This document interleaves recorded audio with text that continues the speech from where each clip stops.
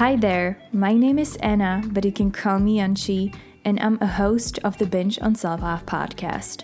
If this is your first time listening, welcome and thank you so much for being here. And if you've tuned in before, it's great to have you back.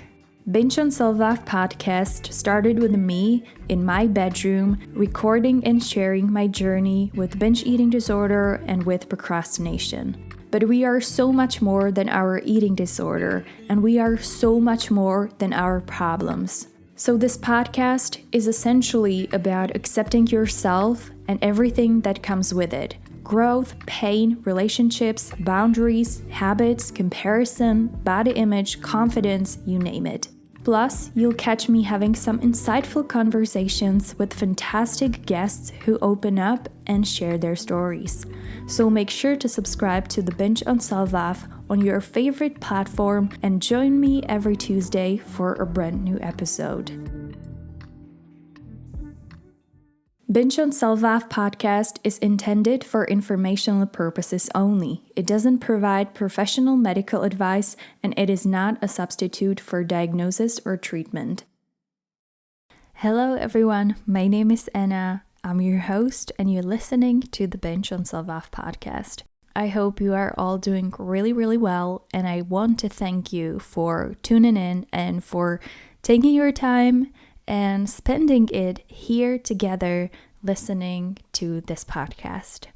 In today's episode, I want to talk to you about rules that we create about food, about eating, about our body image, and all that.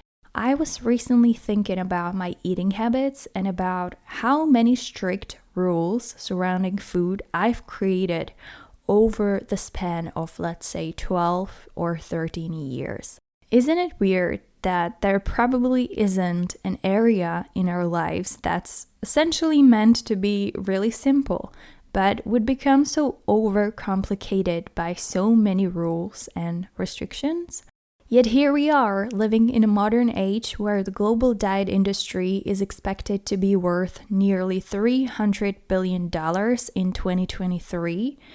And so many of us still struggle with something that's meant to be so simple, eating food to live and to function. So without any further ado, let's get into today's episode. I have over a decade-long experience with disordered eating and eating disorders with myself, which is both sad and crazy. I went from a healthy 15, 16-year-old girl who couldn't care less about food to struggling with anorexia and then to developing binge eating disorder and having multiple binge eating episodes every single day for months and years, and to someone spending all their money on food, and to someone who has learned to hate every single inch of their body. For the past couple of years, I've been in recovery, trying to find peace with my body and with myself and with food, all while trying to rewrite the learned patterns and food restrictions I've created for myself over the years. Disordered eating and eating disorders often entail strict rules and restrictions. We create these insanely strict rules on what food we allow ourselves to eat, rules on what food we believe is quote-unquote bad for us, and which food we want to avoid at all cost. We have rules on how much and how often we allow ourselves to eat, how often we have to exercise, and past what hour we can no longer eat. Like for example, when you said this insane rule that you cannot eat after 5 p.m. or something like that.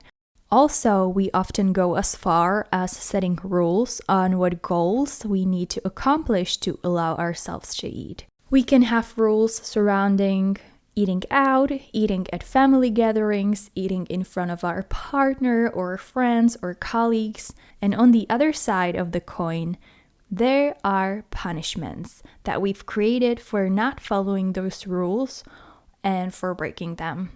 Those are just a few examples of rules that so many of you created me included.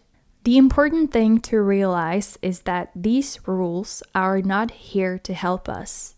They've been created by our eating disorder or our disordered eating voice. They are essentially designed to keep us deeper in our problems and make us feel like a bad person because we didn't follow that rule or we broke that rule, which is really stupid and nonsensical in the first place. But on the other hand, having these rules gives us a false sense of control over food and over pretty much any kind of situation. I've created and followed so many of these rules over time, and the more my eating disorder progressed, the more and more difficult those rules became to follow. From what I allowed myself to eat, when, how much, through not eating in front of other people, to allowing myself to eat more on weekends but restricting myself for the rest of the week, to fooling myself that this was my last binge and I'm never gonna binge eat again and I'm gonna start over on Monday. Fortunately, I've been able to get rid of many of those stupid rules during my recovery journey. I had to learn and accept that these rules were never set with an intention to help me, but on the contrary, they were supporting and deepening my disordered eating and my disordered body image. Sometimes during certain moments, like when I'm on a vacation or when I'm eating in front of a large group of people or around Christmas or New Year's Eve, these rules do cross my mind, but they usually pass pretty quickly. And if they don't, I remind myself that these rules that I followed have led me to one of my lowest points I've ever been.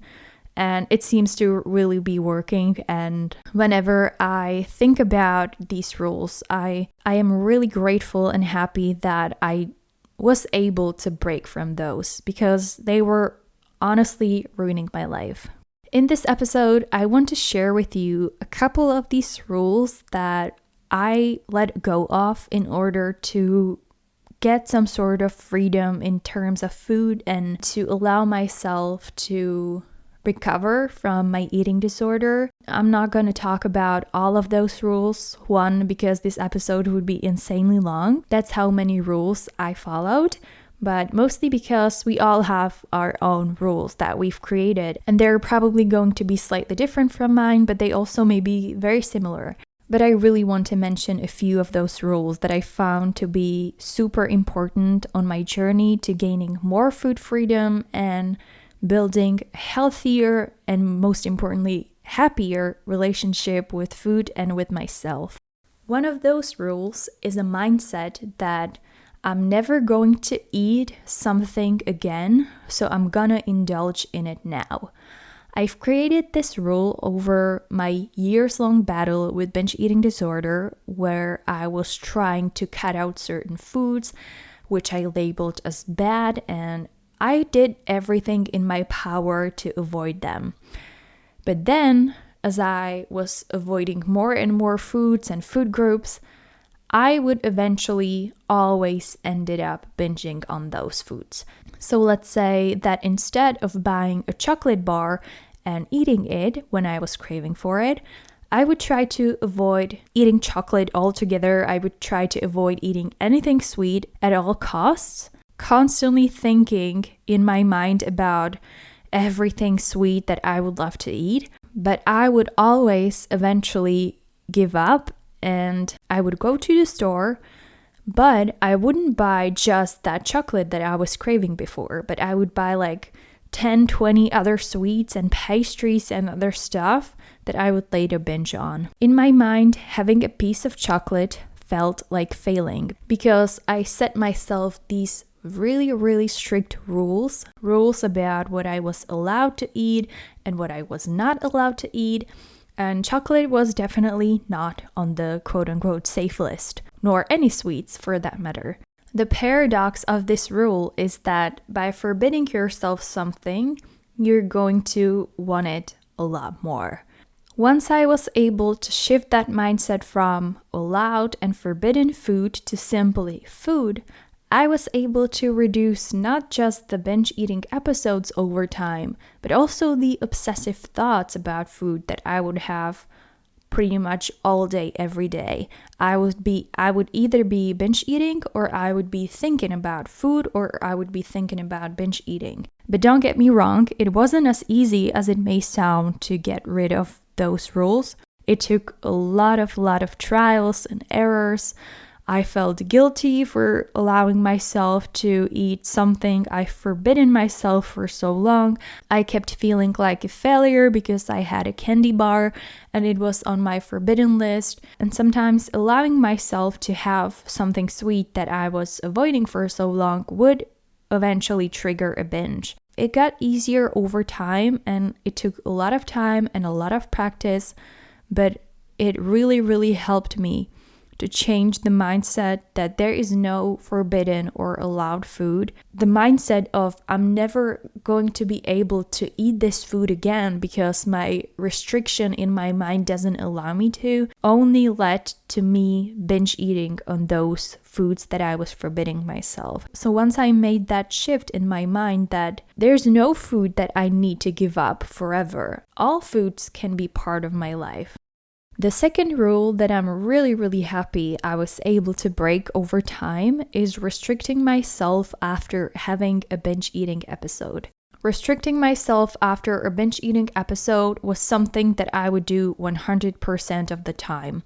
If I binged and I woke up on the next day, it didn't matter whether I was hungry or not. I simply didn't allow myself to have anything that I could possibly enjoy.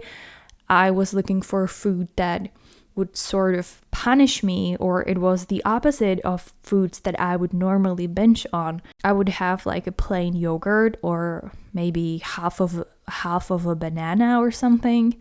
Sometimes I would skip snacks, sometimes even lunch. And as you can probably guess, I felt really miserable, and by the time I got home from work, I would be so hungry that I would stop on my way home at the grocery store and buy myself some food to binge on. It went like this on and on. It was a vicious cycle of restricting, binge eating, feeling guilty, restricting myself again, and then binge eating again. It took, again, a lot of time and a lot of effort to get rid of the mindset that I don't need to make up for the extra amount of calories that I would consume during the binge eating episode, and that I do not need to restrict myself. And if I'm gonna restrict myself, it's only going to lead to more binges. And I had to understand that restrictive behavior was one of the things that was keeping me in the binge eating cycle in the first place. This brings me to my third rule, which is extremes. Extreme diet, extreme ways of eating, extreme exercise plans, extreme mindset. I've touched on the mentality of all or nothing and going from one extreme to the other on previous episodes of the Binge on Self-Love podcast, but it is really something that I needed to get rid of in order to recover.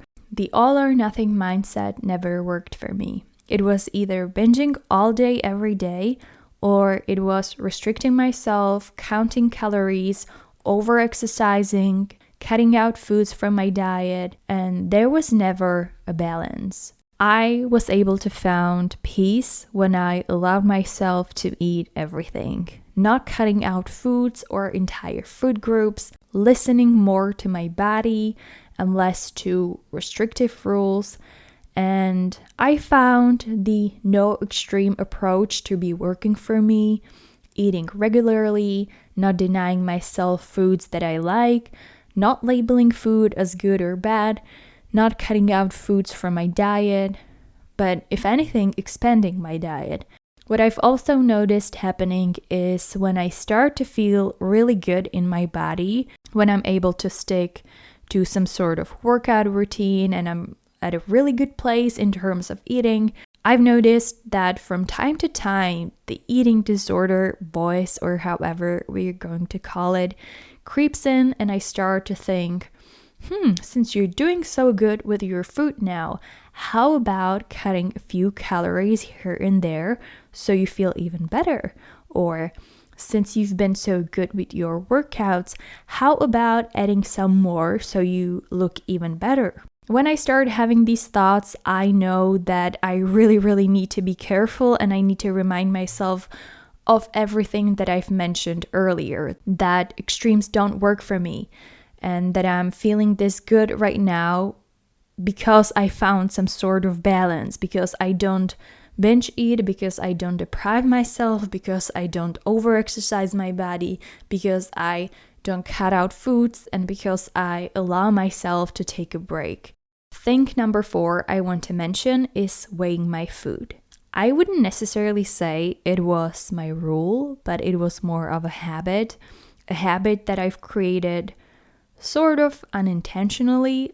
During the past couple of years, I went through a period where I would start to weigh my food here and there, not because I wanted to lose weight or anything, but because I've been a vegetarian for a couple of years, and I started having a suspicion that I may not be eating enough macronutrients, specifically protein, and I started to worry that maybe my diet isn't as diverse as it should be. So in order to track what I eat, I started weighing my food. But what started as a desire to better understand what I may need to change in my diet ended up more as me tracking and writing everything down, and then feeling upset when I crossed that recommended calorie intake, or when I forgot to weigh my food, or I didn't have an option to weigh my food, like eating out, or, I don't know, I probably sound insane, but I really noticed that tracking down and weighing what I eat left me feeling so much worse. So I stopped. I stopped tracking my food. I stopped weighing my food. And once I stopped, over a couple of days, it just really got better.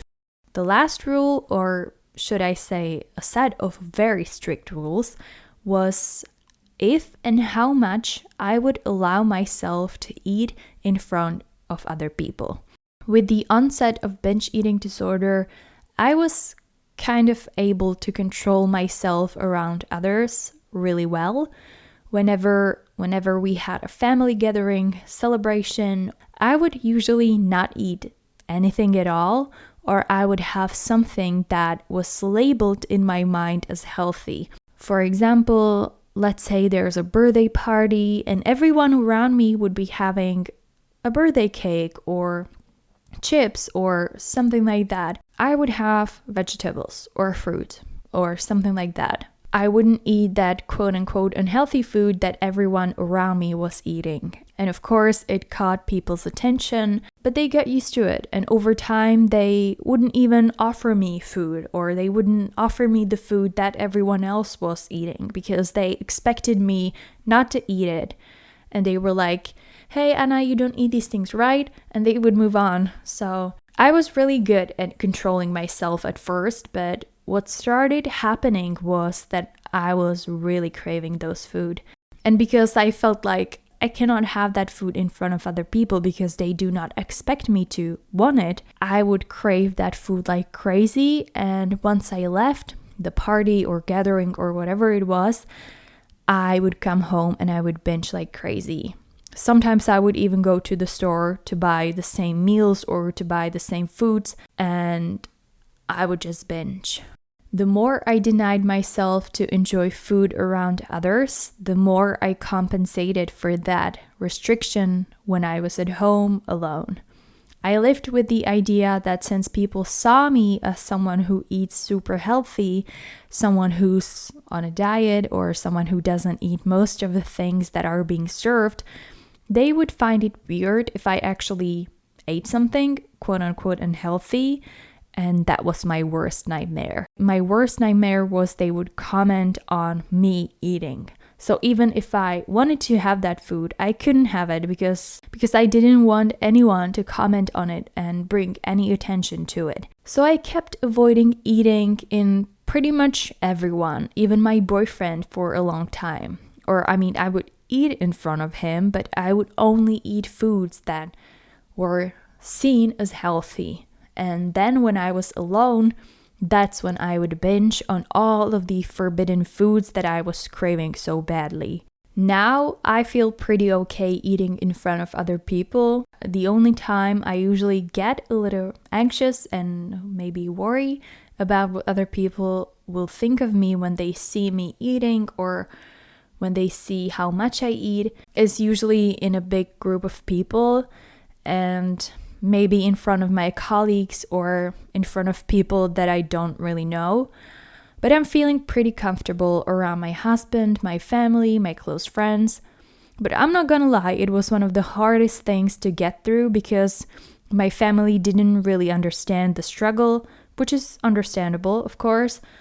But they would sometimes comment on me eating something that I haven't eaten for years, especially during Christmas. They were used to me not eating any Christmas treats or anything, so once I had those treats, they were like, Anna, you're eating this. Are you eating this for real? We thought you didn't like these things.